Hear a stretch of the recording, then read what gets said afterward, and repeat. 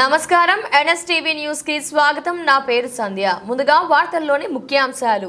గోకవరంలోని శ్రీ వీరభద్రుని గద్దె మరియు కనకదుర్గ అమ్మవారి ఆలయం నందు రానున్న శరన్నవరాత్రి మహోత్సవాలు పురస్కరించుకుని ఆలయంలో ప్రత్యేక పూజలు నిర్వహించిన అనంతరం పందిరాట ఏర్పాటు చేశారు. ఆలయ అర్చకులు కుమార్ శర్మ మాట్లాడుతూ విజయవాడ అమ్మవారి అలంకారాలు మాదిరిగానే శ్రీ గద్దెలో అమ్మవారికి కూడా వచ్చే నెల 3వ తేదీన కలశ స్థాపనతో ప్రారంభమయ్యే 12వ తేదీతో అమ్మవారి శరన్నవరాత్రి మహోత్సవాలు జరుగుతాయని అన్నారు.